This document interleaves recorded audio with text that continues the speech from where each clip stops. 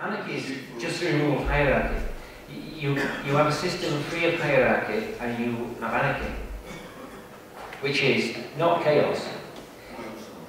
So what you're trying to do is you need to establish a different model, not the constructive model, but the substantive model. You want to remove the contracts and replace it with bonds. You want to remove status and establish the living soul. So, inherent power, not rights. It's about changing how you perceive the system you've got and the system you want. Understand the system you want, for a start. You've got to understand the alternative to the shitty system we've got. Because if you don't understand the alternative, you can't implement it. Do we have anarchy now, please? Can we have anarchy now? Do we have anarchy now? Well, we have chaos and misery, but not anarchy. We have hierarchy, so we don't have anarchy. Is a psychopath born psychopath? Yeah. A nurtured psychopath? So No, are other psychopaths aware that others in their elite are psychopaths?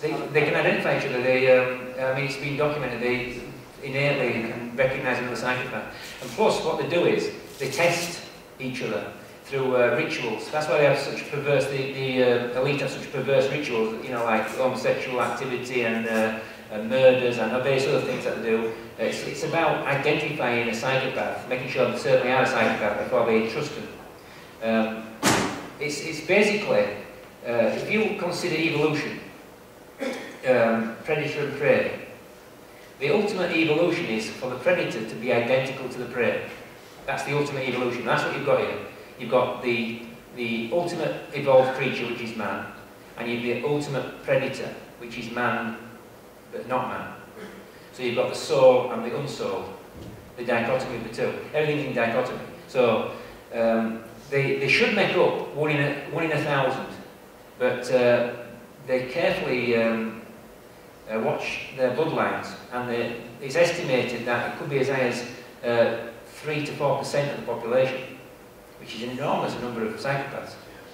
And it's very dangerous because they're non-productive. They don't create anything. They have no imaginative ability. They have also the reason that they can't function like we do with empathy is because they have no ability to put themselves in the future, put themselves in another person's shoes. They can't do it, and this is a part of imagination. What a soul is an imaginative force, a consciousness. You are imagination, they're not. So creativity, invention is from us. So they need us more than we don't need them at all. So it's about recognising the predator. And the only conspiracy that matters is the psychopaths and the rest of us. That's the only conspiracy that anybody should be interested in. So ultimately, mankind's got to make a decision. Well, living souls, not mankind. Living souls have got to decide whether they want the soulless to be involved in their community. And that's a choice, because you can identify them.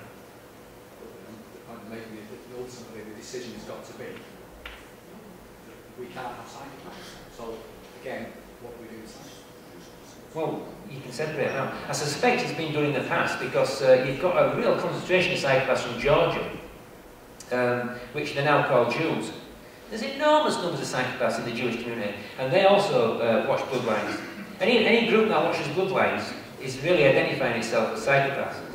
Because if they interbreed with a non-psychopath, they're not guaranteed to get a psychopath. And this is a problem for them. So they are parasitic?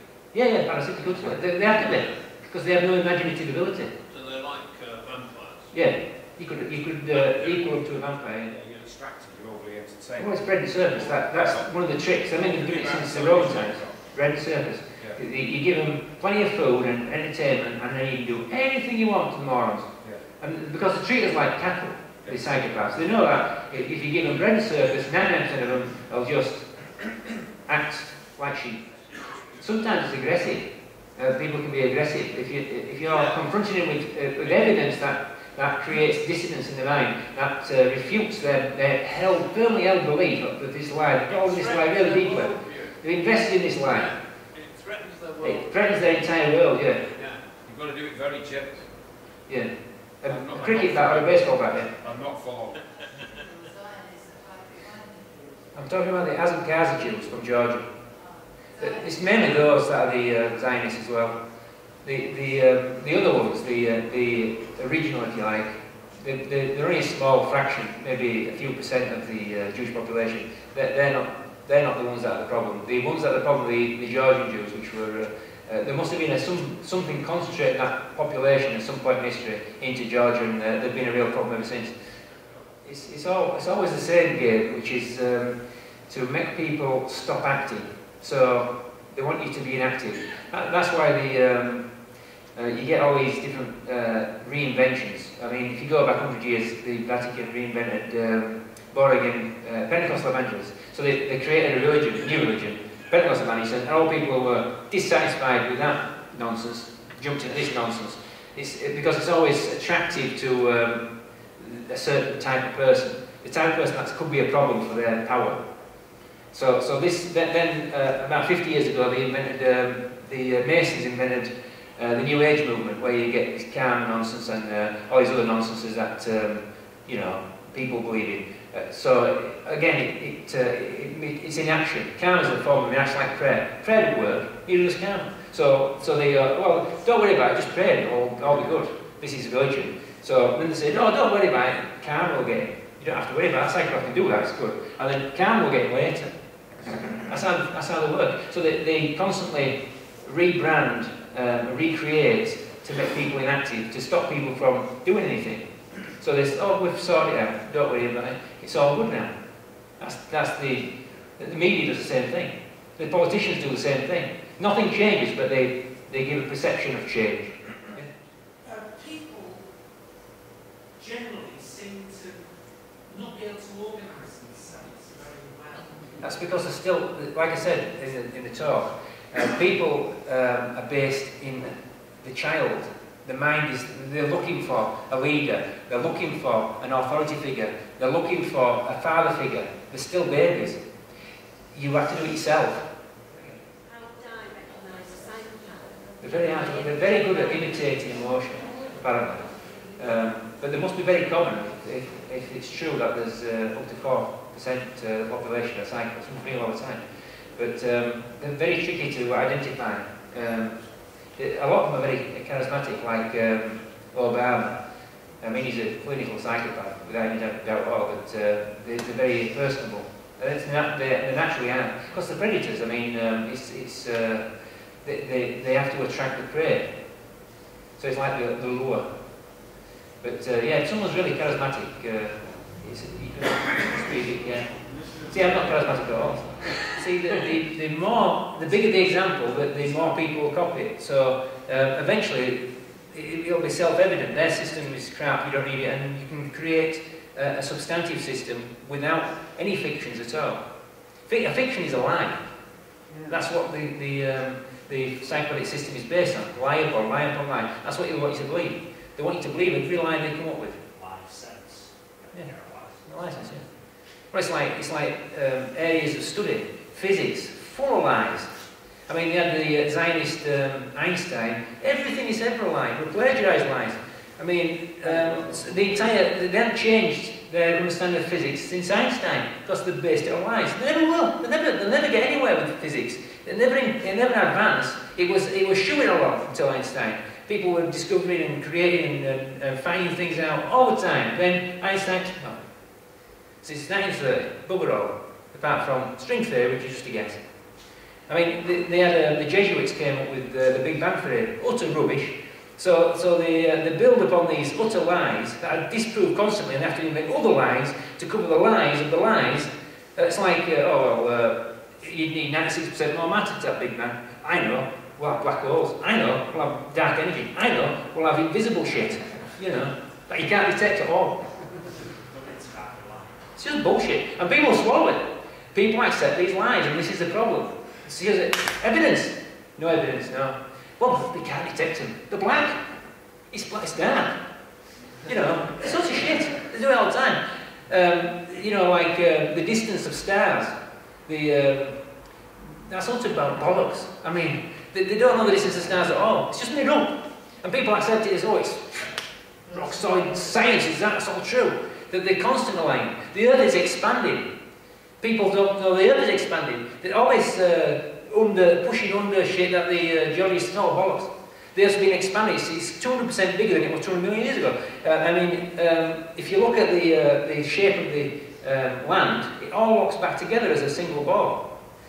And if you look, the equator increases by 19 centimetres a year.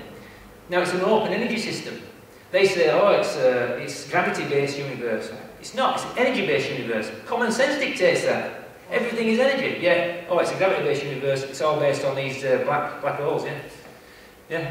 And I mean, Tesla, he established that if you transmit energy across a distance, it increases in the amount of energy you've got. This is what he's, you know, he built that tower. He was going to transmit energy because he knew that if you transmit energy, it increases. If you transmit it back again, it increases again. If you transmit it back again, it increases again. You get free energy. This is what the universe is doing. Vast amounts of energy is transferred to the universe, increasing. Because it's an open energy system. The sun is fed from the outside in. This is also Tesla. The sun, on the outside, is 20 million Celsius. On the inside, 6,000. It's impossible for it to be the other way around. It's impossible for the energy to be going out. It's only 6,000 Celsius. It's almost cold. Yeah, the outside is 20 million Celsius. Now, physicists say, oh, it's a nuclear reaction. That's the weirdest nuclear reaction I've ever seen. The inside is only 6,000 Celsius. It's a nuclear reaction. And it all goes straight outside. It doesn't make any sense. People accept it as if it's gospel. Because they're stupid. But that's the way we live in. People accept lies as the truth. And they don't question them. Stupid. We've been made stupid. Because you don't question. An authority said it, it's true. Yeah. It's been on the bleeding television, it's true. The news has said it, it's true. It's not true, it's lies. It's in the paper. Someone's written a book about it. It's true. I've seen this video. It's all bollocks. Reason itself dictates it's not true. 20 million Celsius, 6,000. Not true. It's not a nuclear reaction. Common sense. Yes. It's an energy system coming in from the outside. How it works, it all works. What people should study is not the little tiny shitty things, but the principles. The principles of physics. The principles are very simple. For example, asymmetry. Like, for example, if you've got blackness and you create light, it'll return to blackness. Blackness won't become light all of a sudden. Or sound. If you have a big sound, it'll return to silence. Silence will all of a sudden become sound. Or return to sound. It only works one way around. Everything's asymmetry. So there's all these really simple logical rules. That's what they should teach at school. The simple underpinning logic of the universe as physics. Not, oh, this equation and that. It's because people will just go, what are you talking about? What a shame. Because the other thing that Einstein did was, before Einstein, it was quaternion mathematics. This accounts for the order. So, for example, 3 plus 2 equals 5. In quaternion, the order matters. So 2 plus 3 equals 5 is not the same. And it isn't in the universe either. The order matters. Now, in abstract mathematics, you can go in any fancy you want because nothing matters. It's abstract. It makes so you can go all over the place with all your nonsense. It makes no sense and it has no basis in reality. And this is why nothing makes sense. And this is why when kids go to school learning physics, they go, I don't get any of that. Because it doesn't make sense. It's nonsense. It's bullshit. And they can innately tell it is. So this is why it's so important for people to start getting common sense, to start questioning, is that don't make any sense. I'll give you another example, Mars, right? Now they say, oh, it's a weak atmosphere. Oh yes. So, bloody dead shut the bleeding rubber down because the high winds. Weak atmosphere, it's all crap. Now, the other thing is, it's covered in iron oxide. What creates iron oxide? Oxygen. The only way you can have oxygen, you can look this up as well, is if you have life. And that's a fact. So how do you get iron oxide on a planet without life? There's other, I mean, there's vast plumes of of methane as well, and it's seasonal. It comes out at certain times of year. Now, that again, there's only going to be life. There's nothing else that's going to have seasonal, massive plumes of methane coming out into the atmosphere. So the methane is really the big pointer of yeah. So there's lots of pointers. There's lots of pointers of Mars having life. I mean, the other thing about the universe is it's got to be teeming with life. It's here, it's everywhere. Because there's nothing isolated in the universe. Everything, common sense dictates everything has to be, on a vast scale. Because it's based on infinity. And if something is from infinity, itself is infinite. That was always the rule. So I'm shooting off on physics now. We're talking about physics, but anyway, is that it? Then? Any more questions? Good. I've bored you all silly. There you go. Thank you very much.